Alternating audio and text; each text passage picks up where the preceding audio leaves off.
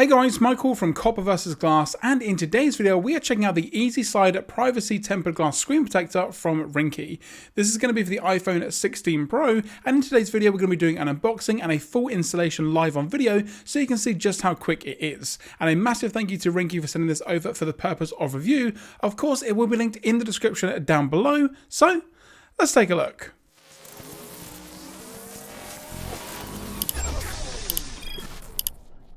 So here we have the screen protector. We're going to do a very quick unboxing. Again, thanks to Ringke for sending this over for the review. So let's take a look at what you get inside the box here. So like I mentioned, this is the Privacy Tempered Glass Screen Protector, which means that if you do view off access, the screen is going to be completely black to those of you sat on the right or left. Now you do get a 2-pack here. You've got all of the instructions on the back in regards to how to actually install the screen protector, and it comes in at $23.99 for a 2-pack, which is pretty good value in total for a glass screen protector. And of course, like pretty much every screen protector these days, you are going to get the installation tray, making it a super simple, very quick installation. And of course, the version I have here is the iPhone 16 Pro.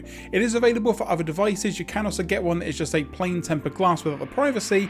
Unfortunately, no matte screen protector, but maybe that's coming in the future. So once you open the packaging, you've got everything that you need here with regards to getting the screen protector installed. First up, we have the cleaning kit, which we'll take a look at in just a moment. And of course, you've got 2 of them for the 2 screen protectors included. We then have the actual screen protector itself along with the installation tray, and it looks like a pretty good setup with regards to everything that you need on the back here.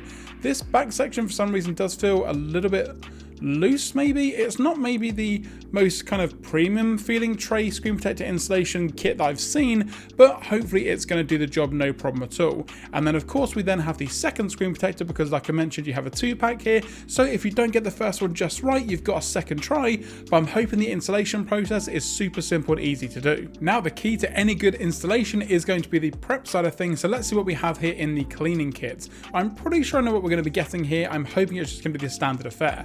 So first off, as you can see here, the first thing we're going to be getting are some dust removal stickers.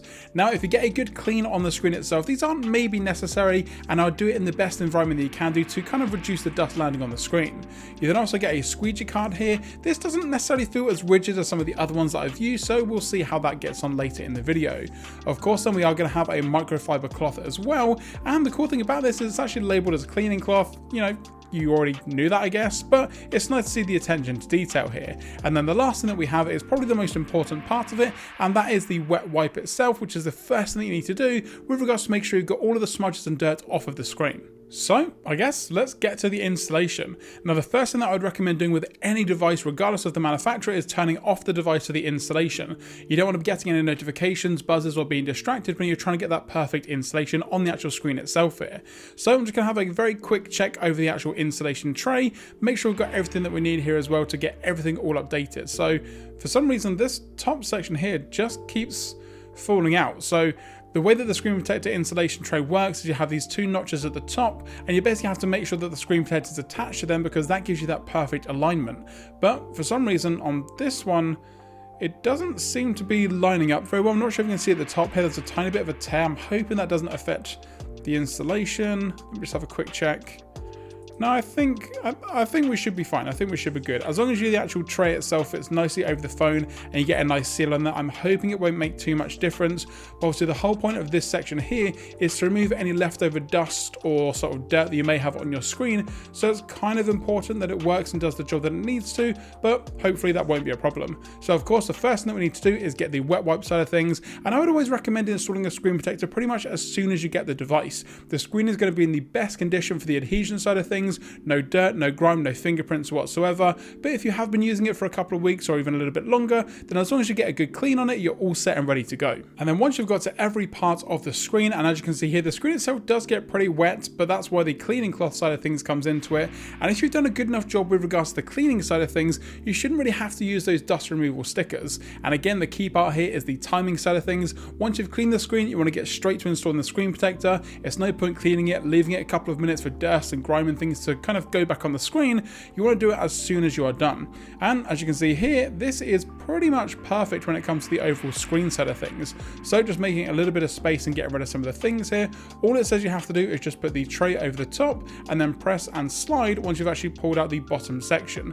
So again, all you need to do is just push it around. You can see that it's got a pretty good fit to it around here, but for some reason it isn't going in at the top side, but I'm hoping we should be good. Just push it down like this and you should be good to go. As long as you've got that good seal on there, grip it down, pull out this bottom section here, which is the first step, and then you're pretty much set and ready to go. Press in the middle of the screen protector, and as you can see, it starts to automatically adhere to the actual screen itself, so you know you're going to be getting that nice insulation. Obviously on the top here, it does say press and slide, but for me, I always go from the middle outwards, just in regards to making it a little bit easier when it comes to the bubble side of things as well. And as you can see here, we do have a lot of bubbles that are forming, but that's why you have the squeegee side of things in regards to getting rid of them once we've actually taken the tray off. And this bit's sometimes a little bit finicky, because what you want to do is remove the plastic tray, but leave the actual plastic screen protector on there, as you can see, like that. And then all you need to do is just take off the top plastic layer, and then hopefully the screen protector is all installed in terms of the alignment side of things. Now, from my opinion, I've never had a screen protector with no bubbles at all. The main thing is making sure that you get the alignment down, so that if there are some bubbles and things that you do need to get rid of, you know at least that the screen protector is in the right place. So again, just using this squeegee here to move the bubbles out of the way. And unfortunately, like I thought, the corners of this squeegee aren't necessarily the best out there. I've actually got another one that I use from a different manufacturer, so I'm going to try that one, which is a little bit stiffer, and hopefully we're going to get these bubbles out no issue at all, and it did. So as you can see here, cleaning it up now, once all the bubbles have been removed, we have a perfect installation, bubble free and perfect alignment. And this looks pretty good to me. Now, the first thing that I noticed straight away is the front facing camera doesn't really have that privacy part over it. Now, I'm pretty sure the reason for that is so that it doesn't degrade the front facing camera side of things, but apart from that is over the rest of the display here, and it looks pretty good, almost like there isn't a screen protector at all. Now, it does add a little bit of thickness to the screen itself, however the edges are slightly rounded, so you don't sort of have that sharp edge when you're swiping in from the left and the right, or up from the home screen. So in general, it looks pretty good. So turning the display back on now, you can see straight away the privacy side of things, and what it does is it basically just gets rid of anything that you can see on your screen from a particular angle. And also something that I've been seeing with some screen protectors more recently is not having a cutout at the top for the earpiece. Instead, it basically has a covering with a sort of grill look to it, as you can see just here. So again, giving that overall protection. It's also going to help in regards to dirt and grime getting into the earpiece over time as well. So in general, I think it does a very good job. But like I mentioned, the whole point of it is going to be the privacy side of things. Now at about 25 degrees, you can kind of still see it, but once you hit that 40-degree angle or around that sort of mark, the screen completely goes black. So anyone sat to the left and right of you on public transport, at work, or just in general while you're out and about is not going to be able to see anything at all. Now, I do also have one of Ringke's cases just over to the side here as well, just to make sure that the screen protector does play nice with the case side of things, which pretty much all of them do these days. And this one here is a pretty darn good fit. The screen protector pretty much goes right up to the edge meeting the case. However, it's not going to be interrupted by the case. You're not going to see any lifting or anything like that at all. So overall, it does a very good job. Now, obviously having a screen protector on a device does mean a little bit less in terms of lay on the table design. So if you've got a case with a fairly big front lip on there, you shouldn't be having too many issues at all. However, if it's a very minimal lip, like this one here, for example, which again is linked in the description, then you may find that the screen protector isn't necessarily doing the most amazing job if you put it face side down. But how does the actual screen protector feel? Well, now that my devices are all turned on, I'm just going to swipe up, go to the home screen, and go into maybe a couple of applications, or just enter my password, or just use some applications to kind of get an idea of how it feels. And it feels great. Obviously, it's got a brand new oleophobic coating on there, which is pretty much what you get on your device the first day that you're going to be buying it as well. So it basically just feels like a fresh iPhone screen, which is pretty good in my opinion. And the anti-privacy side of things does a very good job. Now, the great thing about it as well is it doesn't do the anti-privacy from a landscape orientation. So if you've got your device horizontally and you're moving it left and right, you won't see any of the anti-reflective side of things whatsoever. And that's because if you're watching a video on YouTube or a movie, whatever it may be, with somebody else, they can still see the screen no issue at all. However, if you're scrolling on social media or you're doing anything private on your phone and someone's to the left and right of you, then that's really where it comes in handy. Of course, things like Face ID completely work fine, no issues at all. And as you can see here, just moving it up and down, kind of giving that landscape orientation, there is nothing at all. And then again, if you go ahead and just use the device or get any fingerprints on there, because it has that basically brand new coating on there, it does a really good job at minimizing or hiding any fingerprints. Yes, they may show up at the start, but then they go very quickly due to the overall coating on the 9H glass on the front here.